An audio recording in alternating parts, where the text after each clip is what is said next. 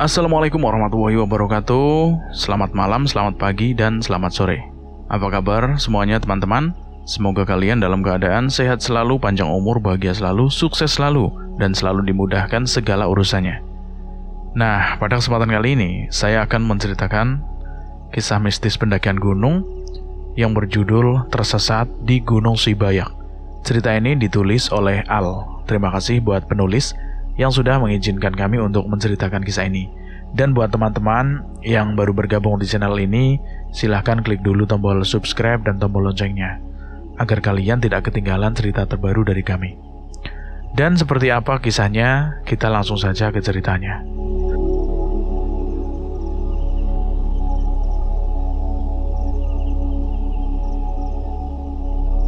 Di dalam cerita ini bertuliskan, Assalamualaikum semuanya.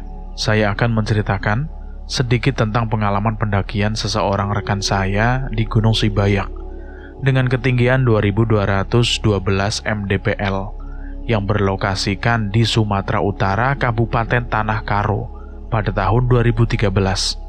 Namun pendakian mereka gagal akibat tersesat saat melakukan pendakian.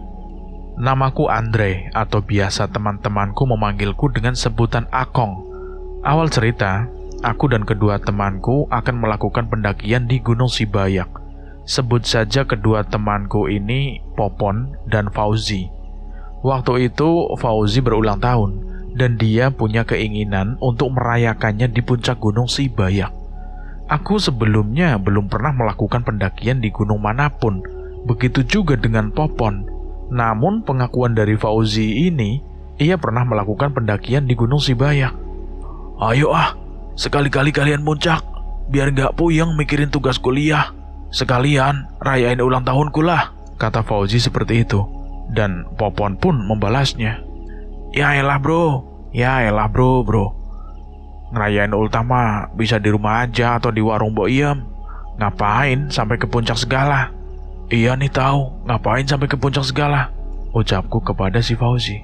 Kita ke Gunung Sibayak aja, gak pala tinggi kok. Ku jamin paling 5 atau 6 jam kita sudah sampai di puncak. Hitung-hitung kalian ngerayain ultahku juga kan? Kata Fauzi lagi seperti itu. Ya udah deh, emang kapan mau naiknya? Tahun depan. Ya hari inilah, sore kita berangkat. Idah, gila banget lu. Persiapan juga belum ada. Udah tenang, semuanya aku yang siapin. Kalian bawa diri aja. Ntar sore jam 3 ngumpul di rumahku. Kamu di mana, Pon? Ikut nggak? Ya ayolah, siapa takut.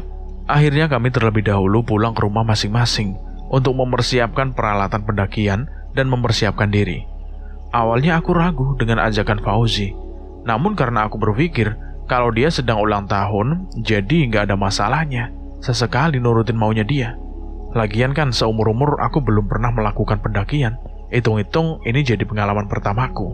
Tunggu menunggu, sekitar kira-kira kurang lebih jam 2 siang, terdengar suara Popon memanggilku dari arah depan sambil mengetuk pintu. Dak. Kong, Angkong. Oi, bentar, lagi pakai baju. Tak lama kemudian aku ke depan membukakan pintu. Aku lihat Popon sedang duduk bersandar di kursi depan sambil menarik sebat udut. Kali ini penampilannya menggelitik perut. Aku sampai tidak kuat untuk tertawa melihatnya. Pon, kamu mau muncak apa ke mall? Emangnya kenapa? Ada yang salah dari penampilanku, Kong? Tanya Popon sambil melihat bingung penampilannya sendiri. Sejak kapan kamu mau naik gunung pakai kemeja lengan panjang gini, pakai celana coat, bray? Walah Pon gimana sih kamu? Ini mah ngelawak loh, bukan mau naik gunung. Aku tertawa melihat si Popon itu, karena jika kalian semua lihat pasti juga ikut tertawa lah.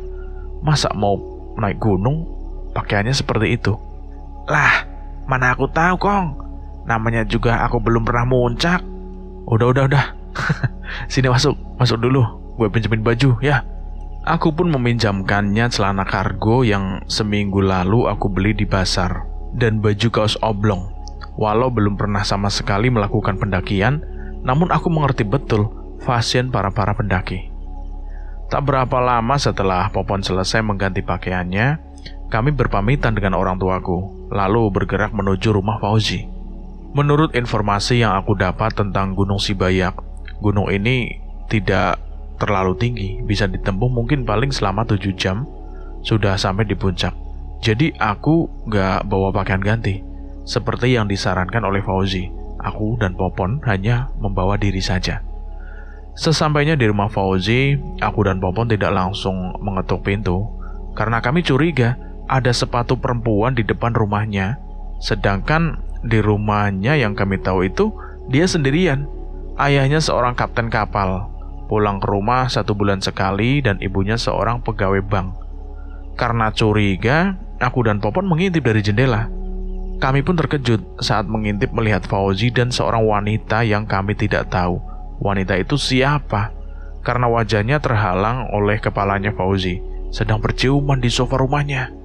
Waduh, siapa itu, Kong? Ya elah, mana aku tahu, Pon. Kita kan barengan sampai di sini. Akhirnya tak berapa lama kami putuskan untuk mengetuk pintu. Tak lama kemudian pintu dibuka oleh Fauzi sambil memancarkan raut wajah yang sedikit gelagapan. Dan saat aku lihat wanita yang sedang membenahi rambutnya, ternyata wanita itu adalah Amel, teman kuliah kami, sekaligus pacar Fauzi. Loh, Amel? Ngapain di sini, Mel? Dia mau ikut muncak bareng kita, sahut Fauzi sambil memasukkan logistik ke dalam karirnya. Lah, enak bener loh, muncak ditemani doi. Lah kita jaga nyamuk dong. Iya nih, tahu Fauzi. Enak di kamu dong sih. Sekali-kali kan gak apa-apa. Yang penting kalian aku traktir semua. Tentu dengan kata-kata traktir yang keluar dari mulut Fauzi, aku dan Popon seneng dong. Kapan lagi liburan gratis? Bawa cewek, dah, situ memang gue peduliin. Pikirku dan Popon, yang penting gratis. Memang di antara kami bertiga itu kehidupan Fauzi yang terbilang sedikit mewah, segala fasilitas yang dipenuhi oleh orang tuanya, dan Fauzi adalah anak tunggal. Dia sebagai ahli waris satu-satunya. Jadi tentunya kalau soal masalah traktir-mentraktir kami bukan hal yang sulit baginya. Zi, tapi tunggu dulu. Kamu beneran tahu jalannya kan? Udah aman. Yang penting kalian ikut saja. Ya udah, kalau begitu siaplah. Jam 3:30 kami sudah siap repair dan kami mulai bergerak. Kupikir kami akan naik kendaraan pribadi, namun Fauzi menyarankan kami untuk naik angkutan umum seperti bis. Karena kalau menaiki kendaraan pribadi rasanya ya pendakian itu kurang seru. Akhirnya kami berempat sepakat untuk menaiki angkutan umum. Pertama kita menaiki angkutan umum jurusan ke stasiun Pinang Baris. Kira-kira sekitar 25 menit kita sampai di stasiun Pinang Baris, dan kita langsung menaiki bis Sutra jurusan Kabanjahe. Di perjalanan Fauzi masih bingung harus mengambil jalur mana, antara shelter 54 atau shelter bambu. Kong, enaknya kita lewat mana ya? Jalur 54 atau jalur bambu? Lah, mana aku tahu sih? Kan kamu yang udah pernah ke sana. Emang kamu semalam lewat mana? Aku lewat jalur bambu, Kong. Ya udah, kita lewat jalur itu aja. Kan kamu udah pernah ke sana kan? Ya udah, oke. Di sepanjang perjalanan aku menikmati pemandangan dengan sebat udut. Kulihat Fauzi dan Amel sedang bercanda mesra, seperti pasangan yang baru saja menikah. Kupalingkan wajahku ke samping Popon yang sedang menikmati dengkurannya. Sekira kurang lebih 2 jam, awan sudah mulai gelap. Kami sampai tujuan yang dimaksud oleh Fauzi. Satu persatu kami turun dan berjalan sedikit. Bro, kalian dingin gak? Kita kesini dulu yuk, ngopi. Atau ngeteh lah, ngangetin badan, ucap Fauzi sambil menunjuk ke arah satu warung yang dimana tempat ini disebut penetapan pembakaran jagung. Akhirnya kami pun singgah sejenak untuk menghangatkan tubuh dengan segelas teh panas sambil sedikit kami mengabadikan momen di sini dengan kamera merek Canon yang dibawa oleh Amel. Udara sudah mulai dingin di sini walau tidak terlalu dingin. Setelah selesai ngeteh sambil menunggu maghrib, akhirnya kita mulai bergerak lagi. Namun di sini ada sedikit keraguan dari Fauzi, karena jalan menuju jalur bambu itu lumayan masih jauh lagi, mungkin akan memakan waktu kurang lebih 1 jam lagi. Akhirnya ada salah satu abang-abang penjaga warung yang bersedia untuk mengantarkan kami ke jalur bambu tersebut. Setelah bernegosiasi soal ongkos, akhirnya kami semua sepakat dan satu persatu dari kami diantar menuju jalur bambu tersebut. Setelah menunggu-nunggu, akhirnya kita semua kumpul di persimpangan jalur bambu itu.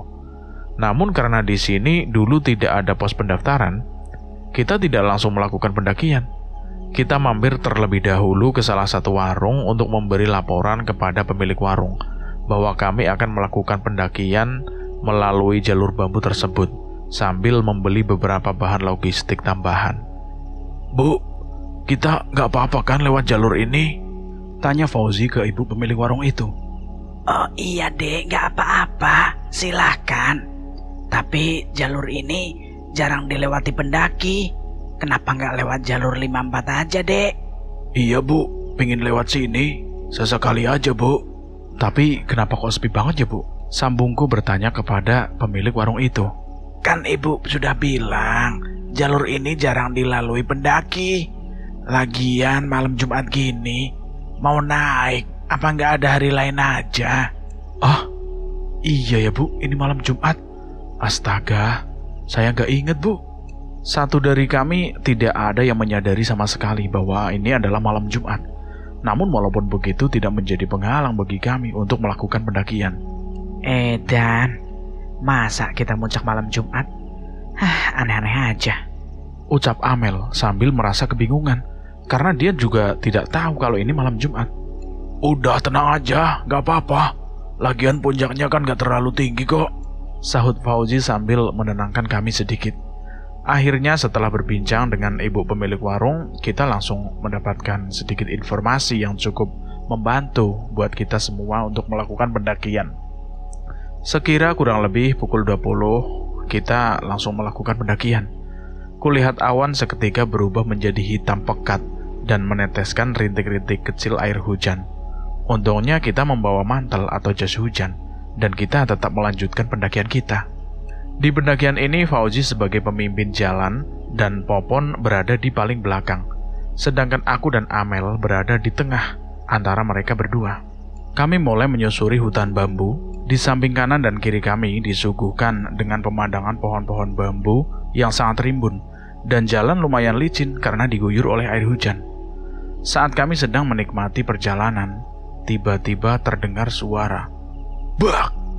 seperti ada sesuatu yang jatuh dari arah belakang kami. Sontak, aku, Amel, dan Fauzi menghentikan perjalanan dan menoleh ke arah belakang. Ternyata suara itu berasal dari Popon yang jatuh akibat terpeleset. Kami bertiga pun ya menertawakannya. Karena merasa kasihan, aku pun menyusulnya dan membantunya untuk bangkit. Ada sedikit cedera di tangannya karena akibat tergores sayatan bambu, dan kami pun menghentikan perjalanan kami sejenak untuk mengobati lukanya. Untungnya Fauzi membawa peralatan P3K dan aku langsung mengambilnya dari dalam karir dan mengobati tangannya Popon. "Asu ini, licin banget jalannya," ucap Popon sambil melontarkan beberapa kata kotor. "Kamunya aja yang kurang hati-hati.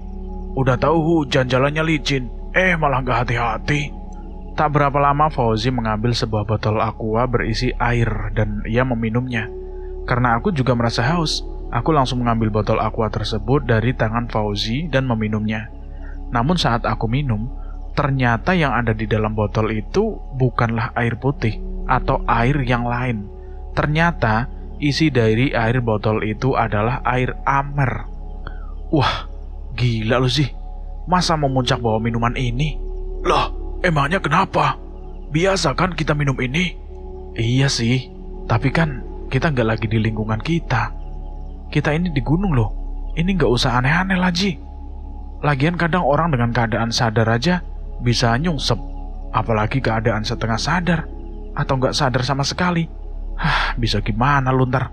Ya udah deh, ya udah, nggak aku minum lagi. Setelah selesai mengobati luka Popon, kami pun melanjutkan perjalanannya lagi. Kamu masih bisa di belakang nggak, Pon? Atau kita tukar posisi aja, biar aku yang di belakang.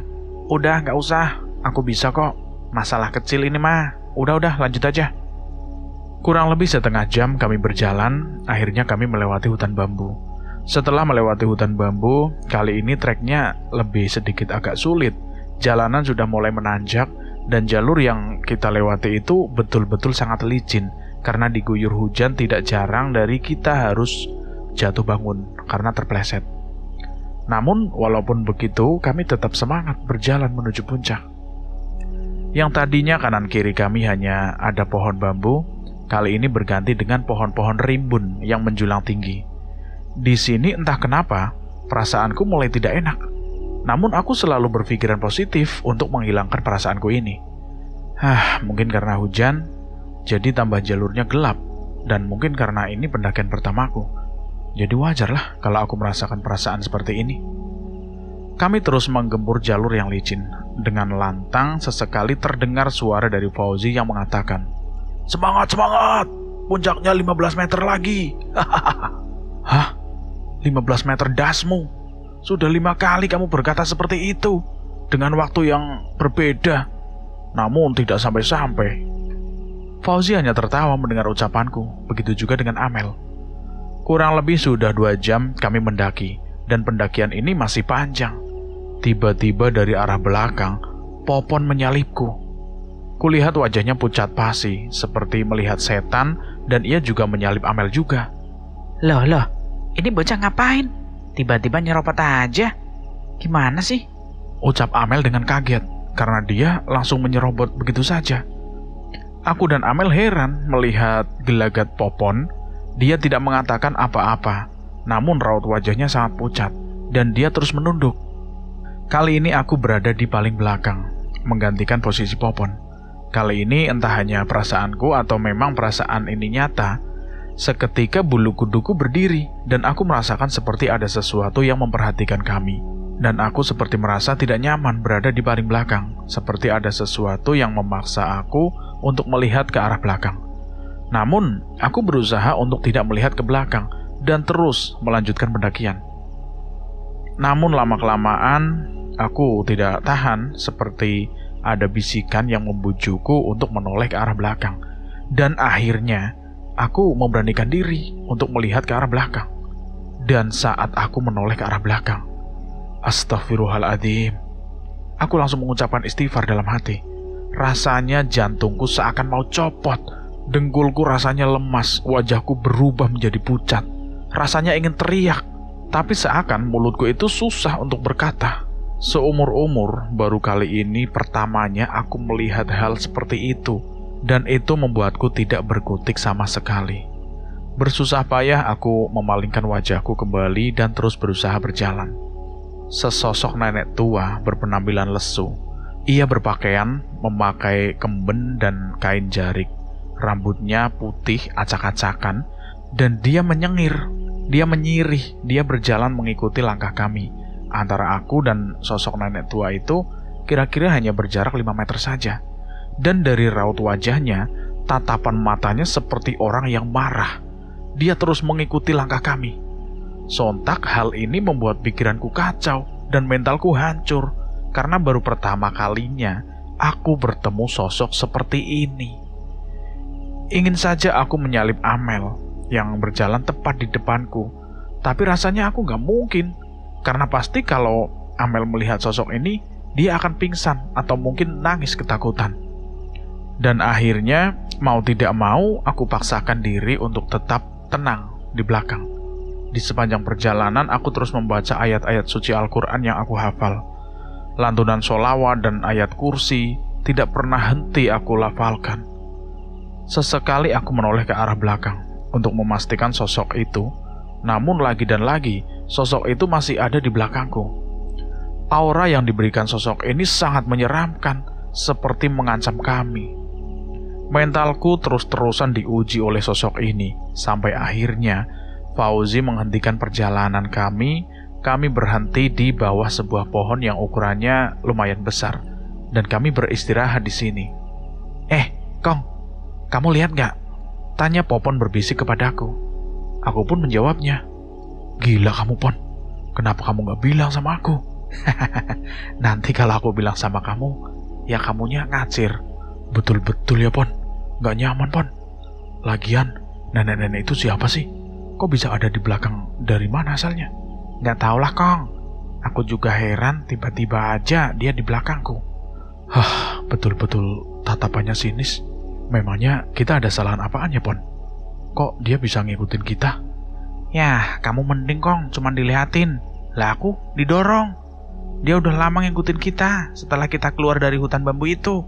Awalnya aku masih nggak apa-apa, cuman diikuti. Tapi setelah aku didorong, ya aku langsung drop lah.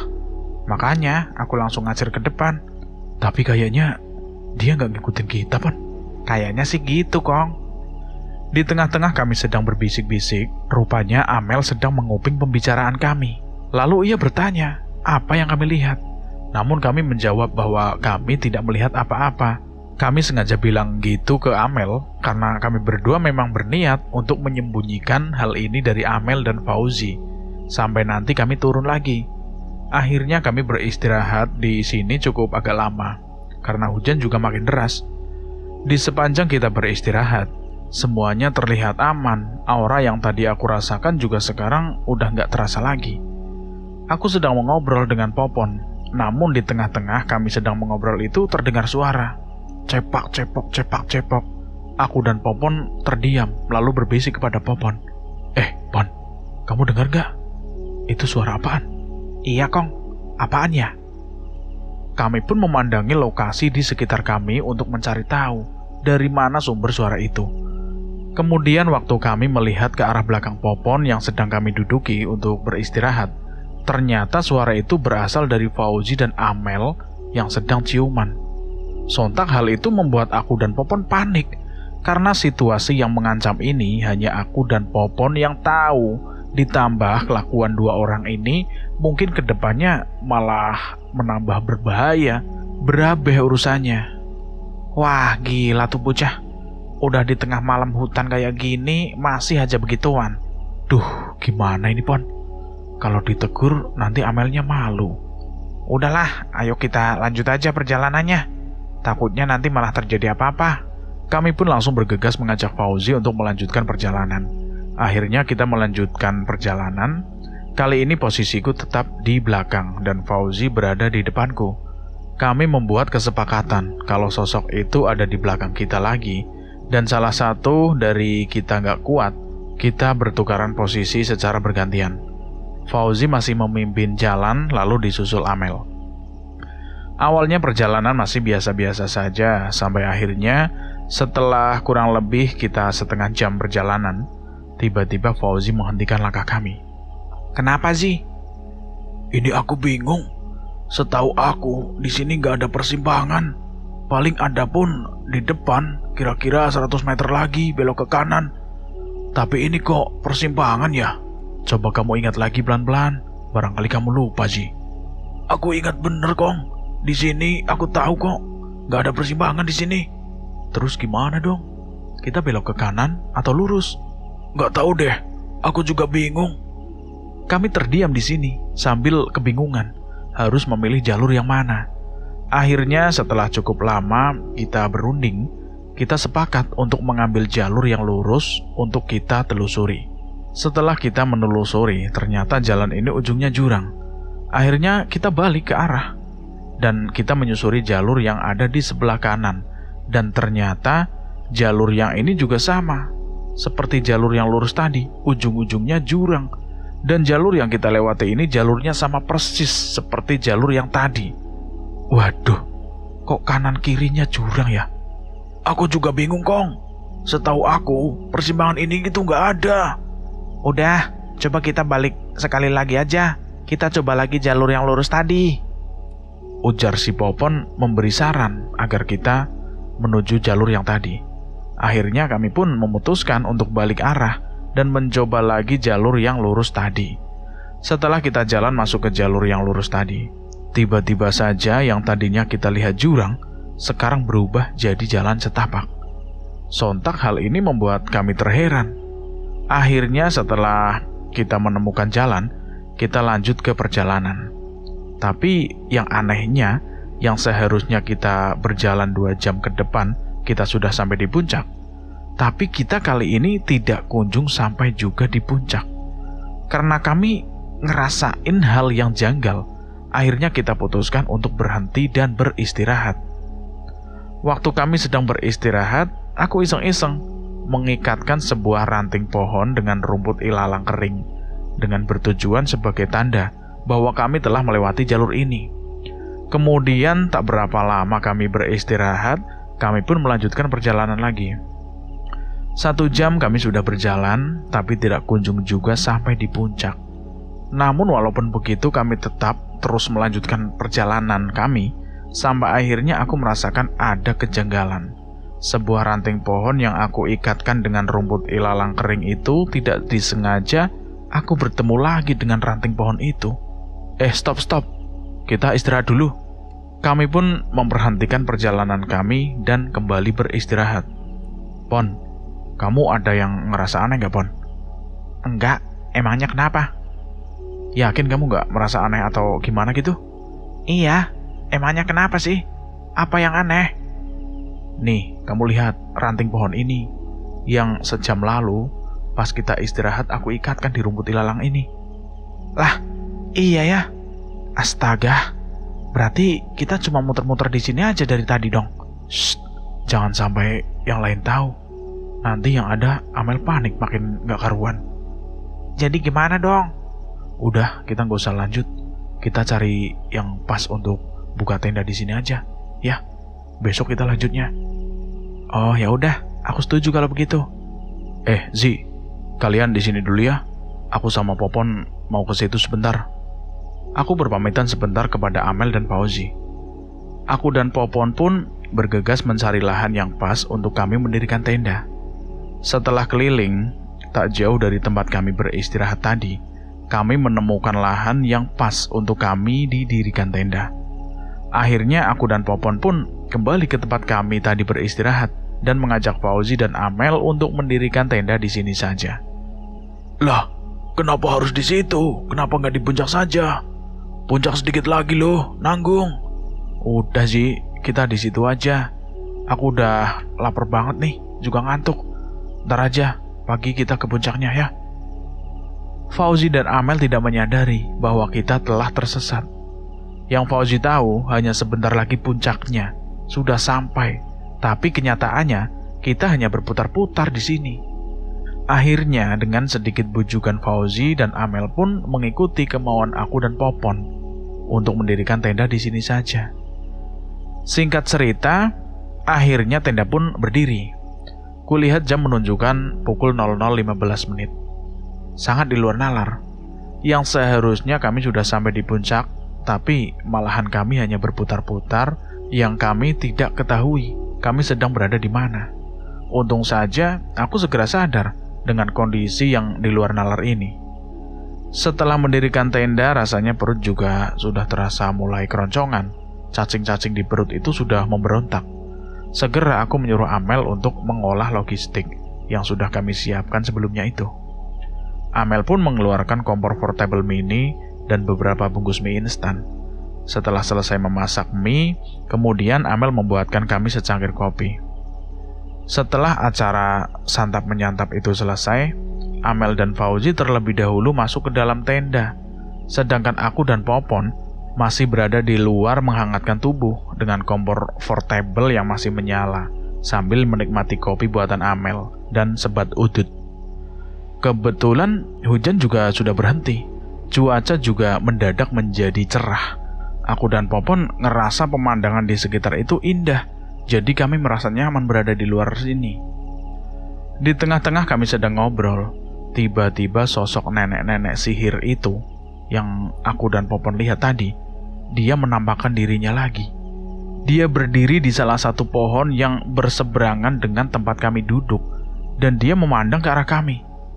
Tatapannya masih sinis, seperti yang aku lihat tadi. Entah apa kesalahan yang kami perbuat, sehingga dia mengikuti kami. Wah, gimana ini Kong? Bakal berabe nih urusannya. Udah Pon, tenang aja. Kalau kita nggak salah, kita nggak ngapa-ngapain, pasti kita nggak bakal diganggu lah. Bah, Permisi ya, cucumu cuma main-main di sini, jangan ganggu ya Mbah. Aku dan Popon masih tetap santai menikmati kopi dan sebat udut. Tak kami hiraukan sosok nenek tua itu. Yang terpenting, kami tidak melakukan hal yang aneh-aneh di sini, pikirku. Namun tak berapa lama saat kami sedang asik berbicara, tiba-tiba nenek itu sudah berada 3 meter di hadapan kami. Sontak hal itu membuat kami jadi gelagapan dan kocar-kacir masuk ke dalam tenda. Wah, udah gila kalian ya. Tiba-tiba masuk, berubukan macam abis lihat setan aja, kata Fauzi sambil mendelik. Kami hanya diam, tidak membalas pertanyaan Fauzi, yang berulang kali menanyakan kenapa kami seperti ini. Aku dan Popon tertidur tengkurap sambil menutup kepala kami. Degup jantungku tidak beraturan, deru nafasku tidak seirama lagi. Rasanya jantung ini mau copot saat melihat sosok nenek tua itu tiba-tiba sudah ada di depan kami. Popon hanya terdiam sama sepertiku, sedangkan Fauzi ku dengar masih asik berbincang dengan Amel. Entah apa yang mereka bicarakan, aku tidak peduli lagi. Pikiranku terus traveling memikirkan di mana letak kesalahan kami, sehingga kami terus-terusan diteror. Aku berpikir, apa ini semua karena kelakuan Fauzi dan Amel tadi? Kenapa cuma aku dan Popon yang diteror? Setelah beberapa lama, aku memberanikan diri untuk berbalik badan dan membuka mata. Begitu juga dengan Popon. Saat kami membuka mata, kami berdua terkejut karena kami tiba-tiba sudah berada di luar tenda dan tepat di depan kami, sosok nenek tua itu berdiri di hadapan kami berdua. Nenek itu terlihat sangat marah dan seketika nenek tua itu mengangkat jarinya dan kemudian menarik tangan Popon.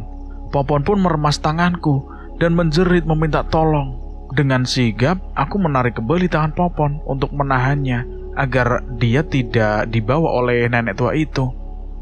Nenek tua itu seketika melepas genggamannya dari Popon. Lalu nenek tua itu mengangkat kembali tangannya dan menunjuk ke arah Popon. Lalu ia berkata, "Beraninya kau di tempat ini berkata kotor. Dasar manusia tidak tahu sopan santun," ucap nenek tersebut dengan sangat marah. Ampun Nek, ampun, kami minta maaf Nek, ucapku serentak dengan Popon sambil kami memohon kepada sosok nenek tua itu. Tanpa henti kami berkata maaf dan memohon pada nenek tua itu. Kulihat Popon menangis sesegukan karena menyesali ucapan kotornya sewaktu di hutan bambu tadi. Terus kami mengulang kata maaf. Tidak lama kemudian seperti ada seseorang yang menepuk bahuku dan samar-samar terdengar suara Fauzi dan Amel memanggil namaku dan Popon. Lalu aku membuka mata. Ternyata kami sudah ada di dalam tenda dan di hadapanku sudah ada Fauzi dan Amel. "Kalian berdua itu kenapa?" Aku dan Popon saling bertatapan. Kami hanya diam dan kami tidak memberitahu kepada Fauzi dan Amel apa yang telah terjadi kepada kami. Kulihat Popon masih syok dengan kejadian tadi. Kulihat bajunya itu basah karena keringatnya yang bercucuran. Begitupun juga aku. "Zi, Mel, sebelumnya maaf nih ya." "Iya, kenapa Kong?" Gak apa-apa. Aku cuma minta kalian jangan berbuat yang macam-macam dulu ya. Ini keadaannya lagi genting. Kita banyak sholawat dan baca-baca ayat Al-Quran ya kalau mau selamat. Akhirnya aku, Amel, Fauzi, dan Popon, kami berempat mulai membaca ayat kursi dan ayat-ayat yang lainnya. Tak lama kemudian kulihat mereka bertiga berlahan satu persatu tertidur. Begitu juga denganku. Berlahan mataku terasa berat dan akhirnya aku pun juga ikut tertidur.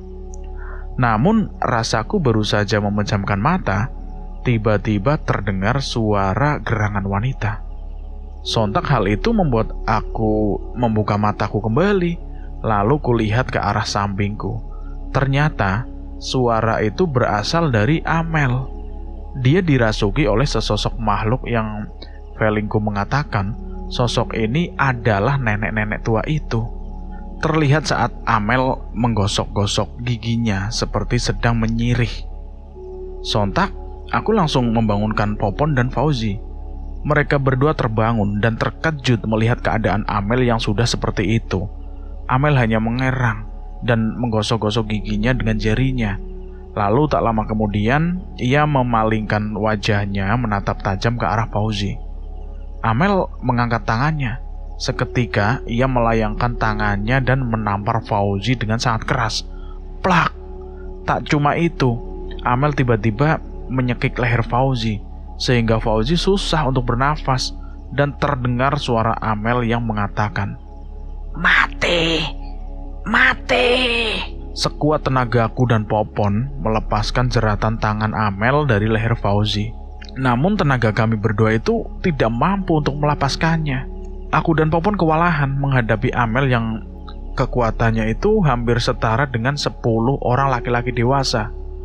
Aku dan Popon mulai panik di situ. Kulihat wajah Fauzi sudah mulai membiru akibat dicekik oleh Amel. Perlahan aku tarik nafas dalam-dalam, berupaya menenangkan diri. Lalu aku dekati kuping Amel dan aku lantunkan ayat kursi. Alhamdulillah, perlahan Amel melepaskan cekikannya dari leher Fauzi. Fauzi langsung menjauhi Amel dan memegangi lehernya.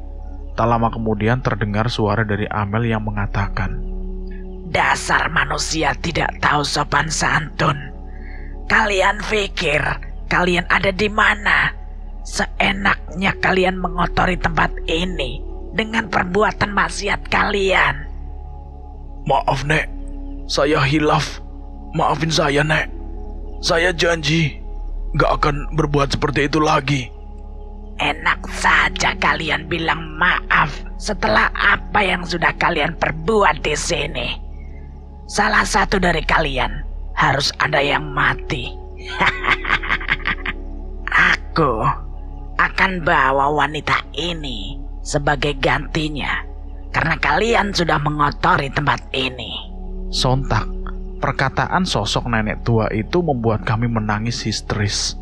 Kami betul-betul bingung dan ketakutan menghadapi situasi ini. Tak banyak yang bisa kami perbuat, hanya berpasrah diri dan memohon perlindungan kepada Sang Pencipta. Fauzi menangis sesegukan sambil mengatakan, "Maaf, maaf," terus-menerus. Namun sepertinya sosok nenek tua itu tidak memperdulikan itu semua. Sepertinya ia memang berniat untuk membawa Amel. Aku terus berdoa, kulantunkan semua ayat suci Al-Quran yang aku hafal, dan maaf kata karena saking ketakutannya, doa makan pun juga aku baca. Pikiranku betul-betul buntu, memikirkan nasib Amel, entah apa yang harus kami bilang ke orang tuanya kalau sampai betul-betul Amel dibawa oleh nenek tua itu. Namun, di keadaan genting seperti ini, Allah masih menunjukkan kekuasaannya dan perlindungannya kepada kami. Tiba-tiba terdengar suara seorang laki-laki yang memanggil-manggil dari arah luar tenda. Sontak hal itu membuat kami lega dan buru-buru kami membuka tenda dan ternyata betul ada seorang laki-laki berpenampilan memakai celana kargo, memakai topi dan sweater sambil menggendong senapan angin di bahu kanannya. Kelihatan dari penampilannya itu, orang ini adalah seorang pemburu. Aku langsung menghampiri lelaki tersebut. Bang, saya minta tolong bang. Teman saya kesurupan bang." "Loh, kok bisa? Memang apa yang kalian perbuat di sini?" Tak lama kemudian, lelaki tersebut masuk ke dalam tenda dan berbicara kepada sosok yang ada di dalam tubuh Amel. Namun mereka menggunakan bahasa Batak yang kami tidak tahu artinya apa. Namun tiba-tiba, raut wajah lelaki itu berubah seperti marah dan ia menatap sinis ke arah Fauzi. Lalu tak lama kemudian, lelaki itu memegang kepala Amel dan Amel pun kembali sadar. "Udah, kalian ikut saya turun. Kalian gak bisa naik lagi. Tapi itu kalau kalian mau. Kalau kalian kekeh mau naik juga, silahkan. Resikonya ada di diri kalian," ucap abang itu sambil marah-marah. Tanpa pikir panjang, kami langsung packing barang-barang kami dan mengikuti perintah abang-abang tersebut. Kulihat Amel terduduk lemas, dia merasa badannya itu sakit semua. "Ini teman kalian dibopong saja ya, badannya masih lemas," ujar abang itu lagi sambil menunjuk ke Amel. Akhirnya kita udah siap packing, kami pun mulai bergerak turun dengan abang-abang yang kami tidak tahu siapa namanya itu. Dia memimpin jalan turun. "Kalian siap mental, jangan lemah. Di bawah sana ada banyak sosok yang gak suka sama kalian akibat ulah sembrono kalian. Temenmu yang cewek, kalau bisa matanya ditutup saja. Mentalnya masih lemah, takutnya malah dia kesurupan lagi." Aku segera mengambil sebuah kantong plastik hitam dan kemudian kuikatkan di kepala Amel sampai menutup matanya. Lalu aku dan Fauzi menuntun Amel. Kami terus berjalan. Di sepanjang perjalanan, sesekali dari sudut mataku melihat seperti ada bayangan hitam tinggi di samping kanan kiri kami. Namun tidak aku hiraukan, aku hanya fokus pada perjalanan ini. Saat aku sedang menikmati perjalanan, tiba-tiba abang itu yang memimpin jalan menghentikan langkah kami. Sontak hal itu menjadi pertanyaan bagiku. "Loh, kenapa berhenti bang?" "Itu kalian lihat arah pohon itu, ada apaan? Tadi siapa yang sudah mengotori tempat itu?" Apa yang kami lihat di depan kami itu membuat kami menelan ludah. Sesosok pocong berdiri tepat di bawah pohon. Sosoknya sangat menyeramkan. Matanya merah menyala. Sontak, kakiku seketika lemes saat melihatnya. Aku teringat satu hal di bawah tadi, di bawah pohon itu. Fauzi dan Amel berbuat mesum di situ. "Nah sekarang, ini air kamu bawa ke sana. Kamu bacain sholawat, terus siram ke akar pohon itu. Kamu yang udah ngotorin, sekarang kamu yang bersihin. Itu kalau kamu mau keluar dari sini. Tapi bang, Belum selesai Fauzi berbicara, abang itu langsung memotong omongannya. "Gak ada tapi-tapian. Kalau kamu mau keluar dari sini, cuma itu cara satu-satunya." Awalnya Fauzi hendak menolak saran dari abang itu. Namun karena ini jalan satu-satunya, aku meyakinkan Fauzi untuk melakukan apa yang diperintahkan oleh abang itu. Dan akhirnya Fauzi pun mau melakukannya. Dengan rasa takut, berlahan ia mendekati pohon tersebut. Tubuhnya gemetar tidak karuan. Keringatnya bercucuran deras. Sosok pocong itu memperhatikannya terus-menerus. Namun dengan keyakinan yang kami beri Fauzi, berhasil melakukan apa yang abang itu perintahkan. Akhirnya setelah Fauzi kembali lagi ke tempat di mana kami berdiri, tak lama kemudian sosok pocong itu menghilang secara tiba-tiba. Hanya sekedip mata, sosok pocong itu menghilang tanpa jejak. Setelah pocong itu hilang, kami melanjutkan perjalanan lagi. Di sepanjang perjalanan, kami berkenalan dengan abang-abang itu. Kami menanyakan namanya, dan namanya adalah Bang Ali. Ia sedang melakukan pemburuan di hutan seorang diri. Dan kebetulan ia melintas di depan tenda kami. Karena ia melihat seperti ada yang kegaduhan di dalam tenda kami. Dan ia merasa ada yang tidak beres, dia pun mendatangi tenda kami. Di sepanjang perjalanan ia memarahi dan menasehati kami. "Kalian itu jadi orang jangan sembarangan. Kalian mesti ingat, kalian sedang ada di mana sekarang. Jelas beda di hutan sama di lingkungan tempat kalian tinggal. Lain kali, aku minta sama kalian, jangan berbuat seperti ini lagi. Terlebih, ini di hutan. Dan kalian mesti ingat dong, di dunia ini bukan kalian saja yang punya kehidupan, bukan cuma manusia ciptaan Tuhan. Jaga sikap pakaian dimanapun kalian singgah. Untung aja aku datang. Kalau tidak, entah gimana nasib kalian." "Iya bang, kami minta maaf bang, terutama saya. Saya kapok naik gunung lagi bang," jawab Fauzi sambil cengar-cengir. "Kau ini bikin aku ketawa saja. Kau bisa kayak gini itu karena perilakumu sendiri. Seharusnya kau perbaiki perilakumu, bukannya menyalahkan yang ada di gunung ini. Dimanapun kau berada, kalau perilakumu minus seperti itu, tetap saja ada yang gak suka sama kamu. hantu maupun jin, mau setan, mau orang hunian ataupun manusia, gak akan ada yang suka kalau ngelihatin perilakumu seperti sekarang ini. Sepatutnya ini jadi pembelajaran sama kamu ya. Jadikan pengalaman, gak perlu harus seperti ini lagi. Kau jadikan trauma di hidupmu ya. Ucap Bang Ali dengan sangat bijak dan berwibawa sambil bercanda. Kami hanya terdiam mendengar nasihat dari Bang Ali, terutama Fauzi. Dia hanya terdiam dan menyesali perbuatannya. Loh, Bang, kok kita udah sampai jalur bambu? Kayaknya kami semalam udah jalan jauh banget loh. Sampai makan waktu berjam-jam loh, Bang. Hahaha, paling kalian cuma diputer-puterin. Makanya, lain kali jaga sikap, ucapan. Bukannya malah mengucapkan kata-kata kotor. Terlebih lagi sampai mengotori tempat ini lagi. Lagi-lagi hanya terdiam dan disekak mat oleh Bang Ali.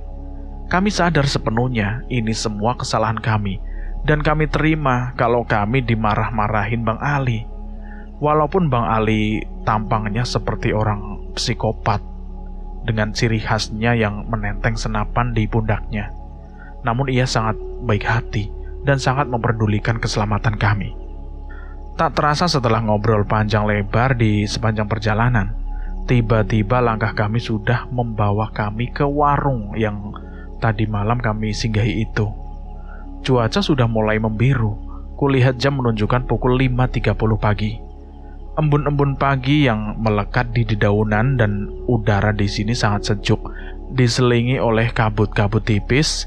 Terasa sangat segar udara di sini. Untuk dihirup sangat berbeda sekali dengan di kota tempatku tinggal. Tak lama kemudian, kami bertemu lagi dengan ibu-ibu pemilik warung, dan ia terlihat heran melihat kami yang sudah turun lagi. Loh, kok kalian sudah turun lagi? Bukannya semalam baru naik? Iya Bu, tiba-tiba di rumah ada urusan mendadak, jadi nggak bisa lama-lama Bu. Oh gitu ya, pantaslah. Kulihat Bang Ali nyengir-nyengir saat aku menjawab pertanyaan ibu pemilik warung itu. Karena ialah yang mengetahui alasan kenapa kami baru naik dan harus turun lagi. Karena tak ingin aku kalau Abang Ali mengatakan hal yang sebenarnya kepada ibu pemilik warung itu, aku segera memesankan kopi dan sarapan untuk Bang Ali, dan kami dengan berniat mengalihkan topik pembahasan kami. Setelah selesai kita sarapan dan ngopi, kita langsung berpamitan kepada Bang Ali dan ibu pemilik warung untuk pulang ke rumah. Bang Ali memperingatkan kami lagi untuk menjaga sikap dan perilaku kami dimanapun kami berada, dan kami diminta untuk menjadikan semua ini pengalaman dan pembelajaran untuk kami semua, terutama Fauzi. Setelah berpamitan, kita langsung bergerak menuju sebuah persimpangan untuk menyetop bis jurusan Medan. Tak banyak pengalaman dari kisah ini, dan kami jadikan pembelajaran untuk diri kami masing-masing. Betapa pentingnya menjaga perilaku sopan santun kita dimanapun kita berada. Sejak kejadian itu, kami sempat enggan untuk naik lagi ke Gunung Sibayak. Namun di tahun 2015, kita bertiga mencoba untuk naik lagi ke Gunung Sibayak. Dan alhamdulillahnya, di pendakian kedua kita di Gunung Sibayak, semuanya berjalan lancar tanpa ada gangguan hal-hal yang berbau mistis dan spiritual. Oke, sekian, terima kasih. Mungkin sampai di sini saja cerita pengalaman saya di Gunung Sibayak. Saya harap teman-teman semua bisa mengambil sedikit atau banyaknya pembelajaran dari cerita ini. Tetap melakukan hal-hal yang normal dimanapun kita berada, terlebih di saat kita berada di gunung. Terima kasih juga untuk teman-teman semua yang sudah mendengarkan cerita ini, membaca cerita ini dari hasil karya Al yang berjudul Tersesat di Gunung Sibayak dari awal sampai akhir. Mohon maaf bila ada kesalahan kata atau kesalahan tulisan di paragraf ataupun perkataan yang tidak sopan, dan semoga teman-teman semua bisa terhibur dengan adanya cerita ini. Sampai bertemu di cerita selanjutnya. Saya mengucapkan terima kasih buat saya sebagai pembaca cerita ini. Dan buat teman-teman yang baru bergabung di channel ini, silahkan klik tombol subscribe dan tombol loncengnya agar kalian tidak ketinggalan cerita terbaru dari kami. Dan terima kasih buat teman-teman yang sudah mendengarkan, yang sudah nge-like, yang sudah komen. Terima kasih banyak. Semoga kalian dalam keadaan sehat selalu, panjang umur, bahagia selalu, dan sukses selalu. Dan sekali lagi saya mohon maaf jika ada kesalahan kata. Saya pamit undur diri. Akhir kata, wassalamualaikum warahmatullahi wabarakatuh. Salam lestari.